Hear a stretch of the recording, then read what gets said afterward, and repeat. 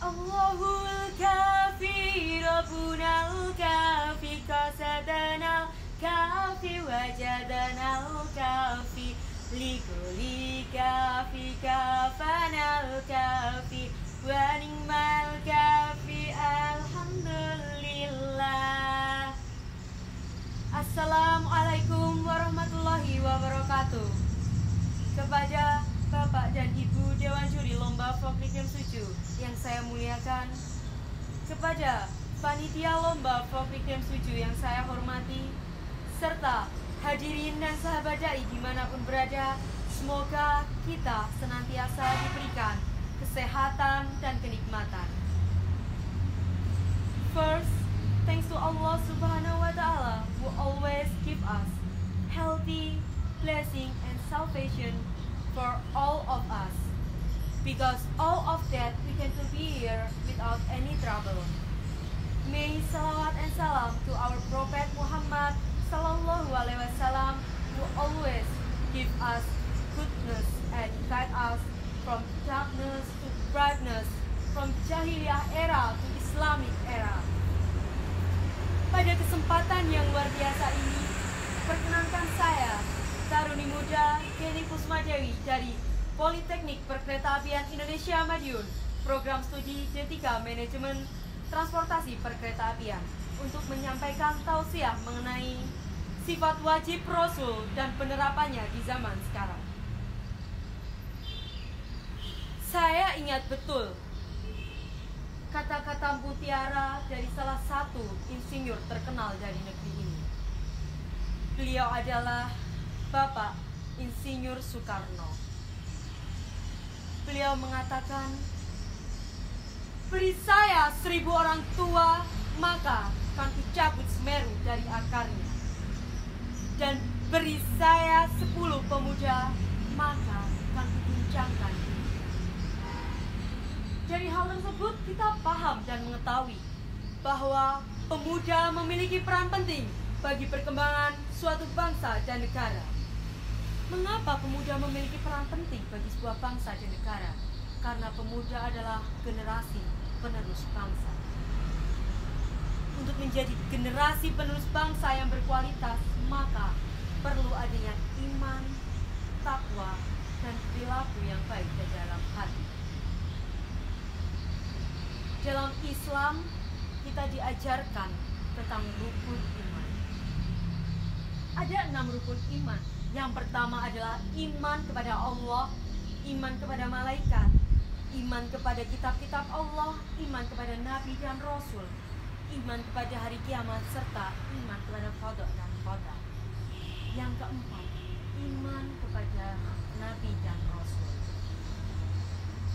Berarti kita harus meyakini, mengimani, mengimplementasikan, dan mencintai dengan sepenuh hati bahwa nabi dan rasul itu ada dan diciptakan oleh Allah Subhanahu wa Ta'ala. Bagaimana bisa kita mencintai para nabi dan rasul padahal kita belum pernah berjumpa dengan mereka? Tak kenal maka tak sayang maka tak cinta. Maka dari itu marilah kita mengenal agar kita mampu mencintai sang nabi dan rasul dari sepenuh hati. Untuk mengenal para nabi dan rasul, maka diperlukan sebuah ilmu dan pengetahuan. Al-Quran, sunnah dan hadis menjelaskan secara rinci bagaimana kisah dan sejarah para nabi dan rasul. Maka dari itu, marilah kita bersama-sama mengetahui sifat-sifat para nabi dan rasul untuk menjadi pribadi yang lebih baik lagi. Khatam an-Nabiyyin berarti penutup dari para nabi. Siapakah beliau? Beliau adalah Nabi Muhammad Sallallahu Alaihi Wasallam dengan keistimewaan yang luar biasa dan mukjizat-mukjizatnya dari Allah Subhanahu Wa Taala. Kita sebagai kaum muslimin dan pengikut Nabi Muhammad Sallallahu Alaihi Wasallam, kita harus dengan sepenuh hati menjalankan dan mengimplementasikan sifat-sifat Nabi Muhammad Sallallahu Alaihi Wasallam ke dalam kehidupan kita. Bismillahirrahmanirrahim. Laqad kana lakum fi Rasulillahi uswatun hasanatun liman kana yarjullaha wal yaumal akhir wa zakarallaha katsira. Artinya, pada Nabi Muhammad sallallahu alaihi wasallam terdapat suri tauladan yang baik. Suri tauladan tersebut baik bagi kita, bagi orang-orang yang mencari rahmat Allah Subhanahu wa taala, mempercayai hari kiamat dan senantiasa mengingat nama Allah Subhanahu wa taala. Nabi Muhammad menjadi suri tauladan bagi kaum muslimin. Sifat-sifat Nabi Muhammad, sifat wajib para rasul itu ada 4. Yang pertama adalah as-siddiq, yang berarti jujur. Yang kedua adalah al-amanah, yang berarti dapat dipercaya. Yang ketiga adalah al-tabligh, yang berarti menyampaikan. Yang keempat al-fatonah, yang berarti cerdas.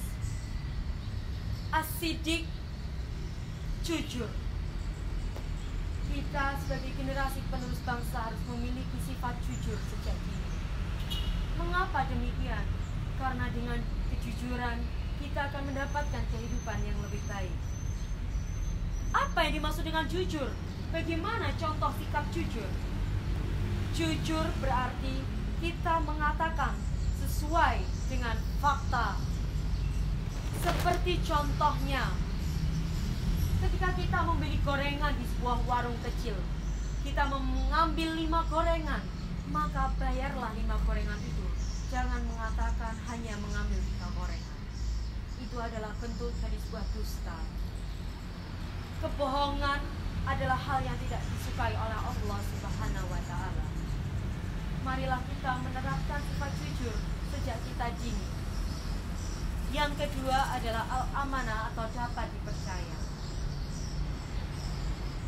Dapat dipercaya adalah suatu sifat dan sikap yang sangat begitu luar biasa. Mengapa demikian?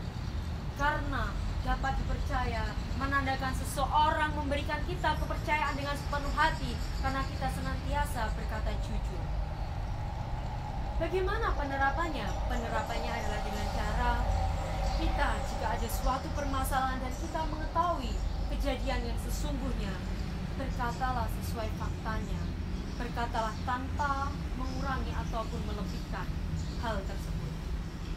Kita tidak boleh membuat orang lain rugi atau membuat orang lain mendapatkan keberuntungan. Tetapi katakanlah sesuai dengan apa yang ada. Yang ketiga adalah tabligh, yaitu menyampaikan. Sampaikanlah ilmu kepada siapapun. Sampaikanlah informasi kepada siapapun tanpa mengurangi ataupun menambahkan. Karena jika kita mengurangi, itu akan menyelakai orang lain. Jika kita menambahi, itu pun juga akan menyelakai orang lain. Bersikaplah adil, bersikaplah menjadi orang yang senantiasa menyampaikan hal kebaikan ataupun keburukan sesuai dengan fakta. Yang terakhir adalah al-fatonah, yang berarti cerdas. Cerdas berarti baik dalam intelektual kecerdasan, baik dalam intelektual emosional, serta baik dalam intelektual spiritual. Jika kita dapat mengatasi 3 hal tersebut, berarti kita mampu mengendalikan diri kita. Kita mampu menjadi seseorang yang berintegritas tinggi dalam menjadi pemuda-pemudi yang berkualitas bagi suatu bangsa dan negara. Maka dari itu, wahai penerus bangsa, marilah kita menetapkan sifat sikap tersebut dalam kehidupan sehari-hari. Menjadi orang yang berkualitas membutuhkan sebuah usaha yang begitu besar. Semoga kita senantiasa dapat melaksanakan perintah-perintah Allah, melaksanakan rukun-rukun Allah. Semoga kita senantiasa dikelilingi oleh kebaikan dan keberuntungan, mendapatkan kebaikan di dunia dan di akhirat. Parut kelapa menjadi santan, santan tidak boleh dimakan. Untuk waktu dan kesempatan saya ucapkan terima kasih. Wassalamualaikum warahmatullahi wabarakatuh.